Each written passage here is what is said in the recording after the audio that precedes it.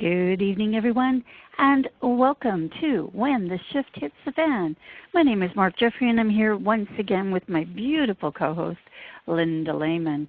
And tonight we're going to talk about something that our world's on collision. It's interesting how, I live in one part of the world, and Linda lives in the other part of the world, and we're almost directly, diametrically on each side of the coast here, about how in sync we are about things. And I think it's really cool when you find people in your life and gravitate towards people like that.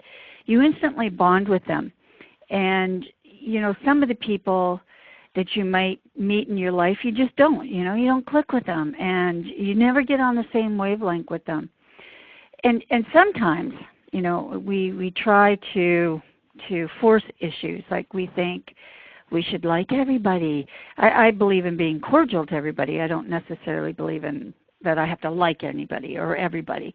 I pick and choose who I want in my life because I design my life. And we want to address something here tonight that, a lot of our listeners really, I know that we get requests like this coming in about, well, it's all great for you guys. You guys just seem to have it all going on and everything goes your way, but what about me? And you know what? That's where I'm going to start tonight, Linda. The what about me? All I got to say is, well, what are you doing about it? Exactly, Mark. When you started saying that, I just had to giggle because I hear that too. What about me? What about me? And then, as you said, the next question we ask, well, what are you doing? And I usually get well, what do you mean? Yeah. What do you mean? What am I doing? Isn't that a conversation that just like goes round and round and round, and you just want to step out of the conversation at some point? Absolutely. You have to. I guess you have to somehow get it. You have to understand that there's steps that need to be taken. I mean, Mark and I don't sit here. It'd be kind of nice. We don't sit here with our feet up on the desk, eating bonbons all day, and just things magically happen for us. That'd be kind of boring, actually. Life is an adventure, but we make our own luck, Mark. We make our own breaks. We're not sitting around just waiting for things to happen. I know when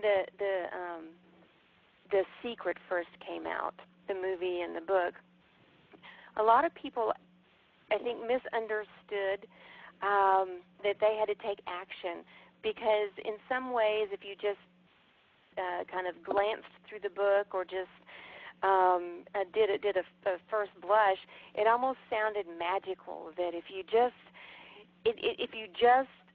wished for something, then that something would happen, and all you had to do is just sit back and wait for it. But realistically, Mark, we all have to participate in the design and in the development, or the manifestation, if you want to call it that, of what it is that we want, whether it's what we want to do or maybe we want to make some changes in ourselves to attract a better relationship, whatever the case may be.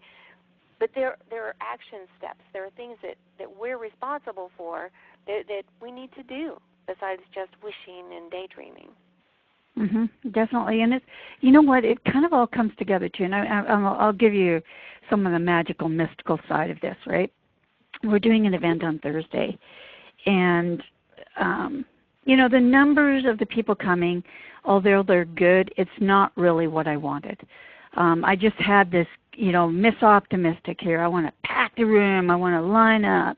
I think every entertainer, speaker, they want that, right? And I wasn't getting that one, and I was away for last week attending an event, and we'll talk a little bit about that too. But I wasn't there to kind of drive it this whole past week. And so I got back, and, I'll tell you, I mean, I pasted my Facebook post, that I had a little rant. I was a little disappointed today, a little bit frustrated with, I almost did the why me, but I put on the brakes a little bit before then. I thought, what else do I have to do? Like, what can I do between now and Wednesday night in order to make this happen for me? And, I did a little praying to God. I will be honest about that. I'm going, come on, I need a little help here. Well, guess what happened? Late this afternoon, I got a phone call from a reporter. Hey, I want to know more about your event, and I want to publish it on Wednesday. Will you still have room for me to put 100 people in there? Perfect. Sometimes it just comes together. But you know what? Well, I could have just went the why me and pouted all night long and not put the positive spin and energy into that to, let's say it, folks, attract that person to come to me to do that. How do the connections be made out there, the vibrational connections? It happens, people. You can poo-poo this all you like, but it's happened way too many times in my life for me to ignore it, so I always ask for it. Exactly. And I think that whole statement you just made should be in capital letters. You always ask for it. Mm-hmm. You don't say, oh, this would be really nice if we could fill the room. That would be so lovely. But, oh, well, whatever happens, happens. Oh, that just hurt me. If you'd done that, you wouldn't have maybe 1 or 2 people sign up. But you know what, Linda, people do that in their business, though, too. And it was funny. We'll get to this, just a little bit about this event, because it's not about that. Our show isn't about that. But I really did. There was a delineation between the people who were successful and the people that were doing that.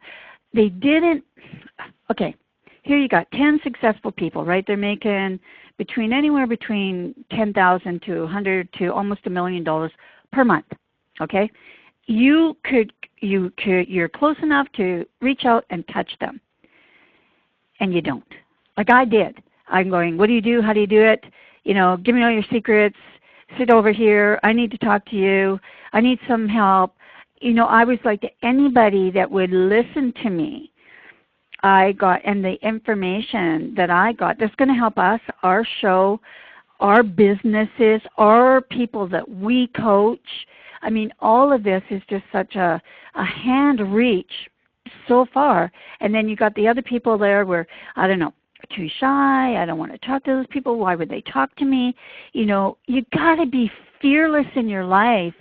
And if you want it, you just got to be prepared to do whatever it takes to get it. And you can't be shy. You can't be shaking in your boots about it. And I know we talk about, the little steps, but sometimes, man, you just got to jump into your life with both feet and say, I'm going to grow my parachute on the way down.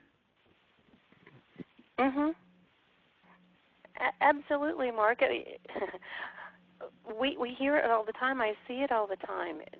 People who are just a fingertip away from someone who could actually help them, and they allow some negative self-talk to stop them.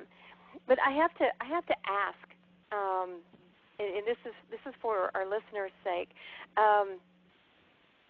When you were this close to these folks and you just jumped in with both feet and started asking all of these questions, what did you feel like on the inside?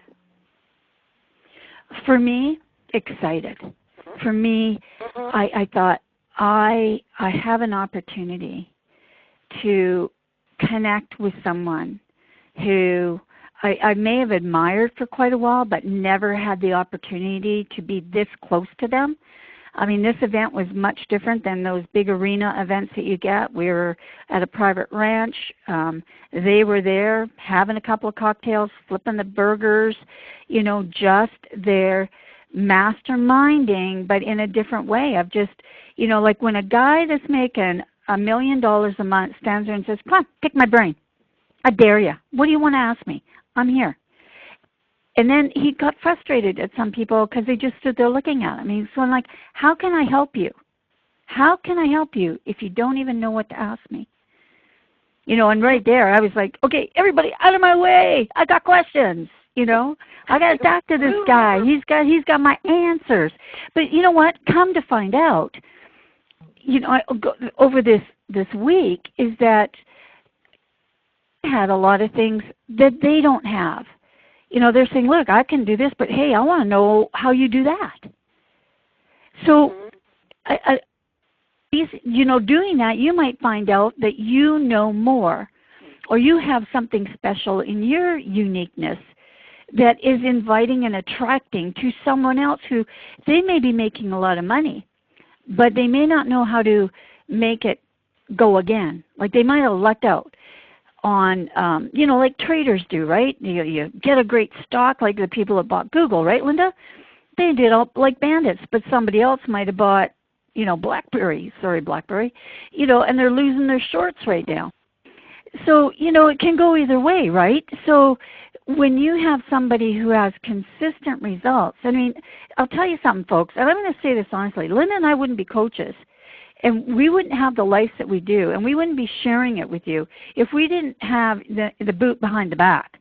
We know what we're talking about. We've been through the crap, and we make our lives happen. And sometimes it's not always about money, but I got to tell you this. If you're not making enough money to be comfortable, it's really hard to keep a smile on your face every day. But once you kind of get a taste of the way that you can design your life and be in control of your life, even when it's crappy, that you still have so much power. Linda, how do we get this through to people? How much power they really have and how much control they really have.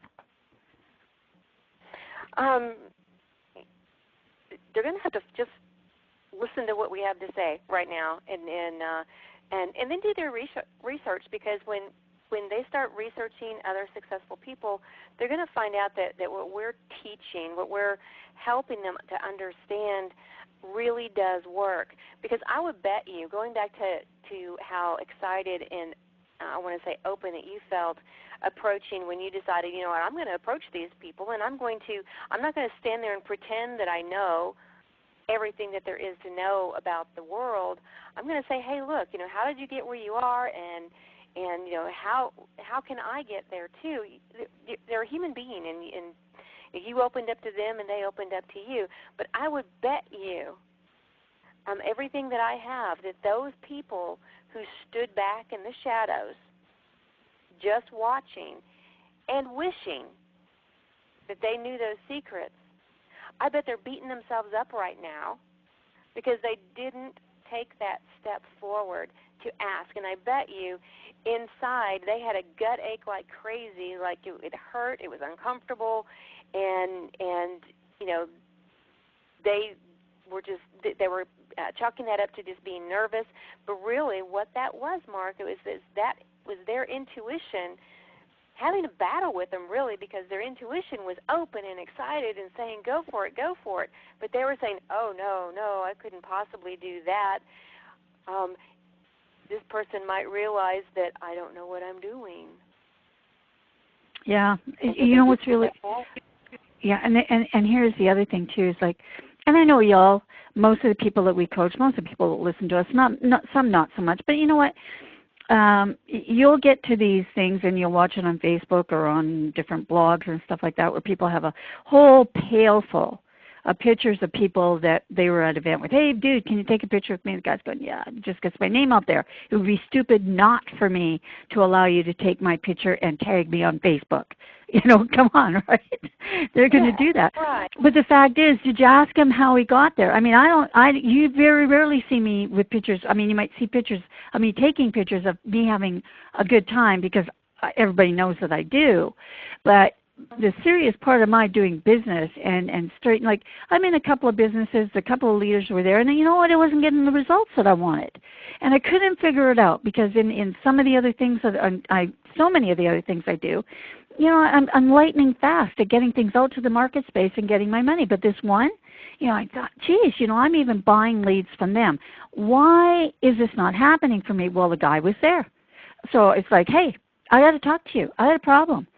And he's like, maybe there's something wrong, like with our rotator system, blah, blah, blah. what if I didn't do that? What if I just sat here pouting, oh, I'm not getting leads? But what I did say, how many people are in this business that are here? Are you getting any conversions? Are you getting any conversions? I was the only one that got nada. So I'm thinking it can't be the lead source. It's got to be something wrong with my funnel, or, luck of the draw, I got nothing. As a matter of fact, it could be that, because we did this whole scenario where, you flip it, and the guy that gets the aces, those are the aces in your business, and they bring you all the money. Well, yeah, I got the deck of cards with the jokers in it. But of course, that would be me. But then I was asked, well, what are you going to do? And I said, I want another deck of cards. Where somebody else might say, I'm going home.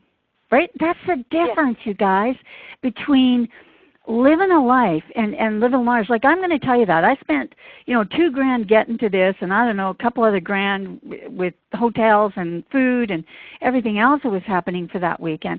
That was a lot of coin, right? And I was going to get my money out of it. And I'm going to tell you this, I got $1 million back. I mean, I got 2,000-fold for every dime that I spent doing this. But I could have went to an event, sat in the back row, listened to what everybody had to say, and said, you know what, I took a few notes, and go home. What would I would not have gotten the value that I did. And that's a life by design. But I do that with everybody. If I'm in the store and I see fruit and I don't know how to pick which fruit's ripe, I'm going to get the dude over there in the little green dressy thing and say, come on, or the apron, come on over, tell me why, which one should I pick, why should I pick it, Like everything in life, I design it. I don't pick up a watermelon, come home going, damn, that's not ripe. That would be silly. Mhm. And what a waste, too. Let's get back on that attraction thing, because I really, truly believe that, we may as well go there. And you asked the question, well, how does somebody get over this? And I think that a key is to understand what they are, who they are, and what's going on around them that they really can't see. Our body is truly just an instrument of our mind, because our mind is in every single cell of our body. So anything, when we're thinking and we're feeling things, and that's why I ask you what you felt, then that feeling has to be expressed. And the only avenue that we have to express that feeling is through our body, is through the actions that we take. And so I think that our listeners really need to grasp the concept, the idea that each and every one of us actually has this tremendous power to actually direct this energy, these feelings, this body into the direction we truly want it to go. But first of all, we have to know which direction we want to go. It's not like, I would get in the car and not know where I'm going, or at least the general direction that I wanted to go. Let's say I wanted to come visit you, Mark. I'm going to have to go northwest. Yep, you do. A long way. And I know that's not going to happen. No, it would have to be like the predicted hottest part of the entire summer before you're going to see me up there. Yeah. But anyway, we have the ability to choose what we think. Now, what we're thinking really does influence everything else. So many people say, well, I'll take that big step next time. They think, well, I'll just change this little behavior. But the problem is the behavior isn't what the real issue is. It's what they're thinking. Because what we're thinking is actually causing those feelings. Now, we can be consciously aware of what we're thinking, but most of the time, quite frankly, Mark, most people are just letting random thoughts totally dictate and control them, because they're allowing their ingrained habits to be dictating exactly what they're thinking, and thus, they're taking their actions that way, because their feelings are based off of these thoughts. Just as an example, And I'll call this example the sleazy salesperson, because I know that we have all been up against one of those, especially when you're going out buying a car, right, Mark? No. Oh, yeah. Yeah. So the scenario is you're out there, you've done your research, and you want to buy a car. And so this salesperson approaches you, shakes your hand, and you know, maybe it's a little polite thing at first. They're saying, oh, well, you know, what are you looking for? And so you start explaining, and you're trying to be very intelligent about this. You start explaining exactly what you want and what you're looking for and everything. And then all of a sudden, I mean, you can feel something. You can feel something coming off of that person that is uncomfortable. It's something that's distasteful to you. So while they're looking at you and they're smiling and they're saying, I know I have exactly what you want, what you're actually picking up is what they're feeling, which is, I got to make this sale, I got to get this money, and I want this person to give it to me. You're actually picking that up because that's what they're truly thinking, and that thought of, I just want this person's money, is what's coming through, and it's probably causing them to have sweatier palms, and you can tell that the smile isn't reaching their eyes, but you can actually feel that vibration, and you're feeling that energy that's coming off of them. And you know, we don't have time in tonight's call to talk all about energy, but everything is an energy wave. You know, even if you were to take a big microscope and put your hand underneath it, it's not really solid at all. It's a whole bunch of molecules moving back and forth at a real high rate of speed. It's energy. And so what happens is that your intuition, which is a marvelous tool that we all have, your intuition is picking up these negative vibrations as, I just want her money, I just want her money from this salesperson, instead of picking up, you know, I want to be helpful and help you find exactly what you're looking for. Now, if that was a salesperson, he would have a sale. He would be the top-ranked salesperson always if they actually paid more attention to serving that other person genuinely rather than just wanting their money. So what happens to us, Mark, is you know, we have all of this stuff coming at us from everywhere in our environment, but we have an opportunity to choose what we're going to hang on to, and that's those thoughts. And then we can take those thoughts and we can impress that on our some people call it unconscious or subconscious mind, and we do that with our feelings. You know, we can feel excited. I mean, your excitement, your explanation of your excitement told me that you were sending out this real high, excited, positive energy. So you were very open, and that, you know, all of the other people around you were actually picking that up. And of course they would be open to you. And you know what? Here's the thing. I want you guys to understand something, is that inside of me, in the inner being of me, I'm actually quite a shy person. I mean, I tend to watch and gauge things much more than I just act out. And it doesn't sound like it, and I don't act like it, because I'll tell you something. I step out of my comfort zone a gazillion times a day, and it's because I am shy. And I don't know where it ever came from, but it is my, you know, my DNA type of thing that I am shy. So I really have to work at getting out there and getting after it. It's something I have to do. So for you all that think that this just comes easy to me, it doesn't. It really doesn't. And I'm not just saying that to make you feel like you should feel better or do something differently. I really, truly am. It's, you know, I kind of get the little, when I'm in big crowds and I don't know a soul, right? It takes me all of my power, you know, to kind of just walk up and say, hi, my name is Mark, and what do you do? And, you know, but I do it a couple of times, and all of a sudden people are coming up to me because I shifted. Like Linda said, I shifted into a different vibration and opened myself. If I'm the little mousy person in the corner, I'm only going to get other little mousy people that have no drive or ambition, or just like how I feel inside, and I want to move out of that. I can't stay there. I have to make the moves. And it can be just that little step, you guys, like walking up to somebody, anybody, you know, that's smiling on their face or whatever, and say, hi, my name is, you know, you're a business mixer. Go meet those people. you'd be surprised how, somebody just might be someone who will take you under their wing, that will have, or somebody that you'll be a lifelong friend with, a person you're going to have a relationship with. My gosh. Linda and I met like in Peru, people. Come on.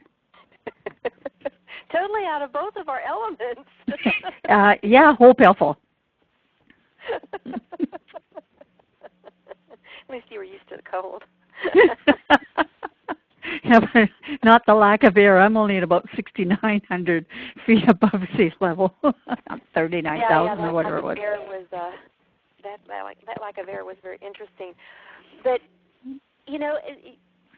in an event like that too, Mark, you stepped outside of your comfort zone and started mixing with people. But another key important thing that you were doing too, and I know you do this because it has become such a habit for you. You do this unconsciously, but you were constantly and consistently tuning into your intuition, and that was guiding you toward the people that were sending out that same positive energy, that same positive vibration. You weren't approaching those people who were closed off and afraid to even talk to someone, probably standing in the corner. Am I right? No. And it was just, I went in with intention, okay, and that's the other thing here. Somebody said, "Oh, did you have a good time doing this?" And I'm going, no, my intention was not to, tour all of San Antonio and see the sights, although I did, in my free time. My intention was to go out there and increase my business. And that to meet these, I knew who was going to be there. I knew what I needed from them. And then I got some surprises of people I'd never met before, and I thought, oh, that's even a better deal over there. I'm going to talk to them. And, and again, some of it was interesting because some of it was these high-powered guys saying, "You're doing everything right, just keep going." That's validation of the hard work that like you and I have put in about where we're going and what we're saying and what we're doing. It's validation from people that are already up there saying, you don't need any help from me. You're on the right track doing stuff. So you may even hear that from somebody. You may be feeling a little doubtful about your abilities in your life or your business, and you run into somebody going, "Oh, hell no, you're doing just fine." And it's an outside source, right, Linda? It's somebody that is disconnected from you, so their opinion is more valid, at least to us as human beings, because it's not your mom saying, "Oh, no, you're okay." Right, it's someone who doesn't know us at all, and when we explain what we're doing, they have no skin in the game one way or the other. Yeah. So it doesn't matter, like a friend.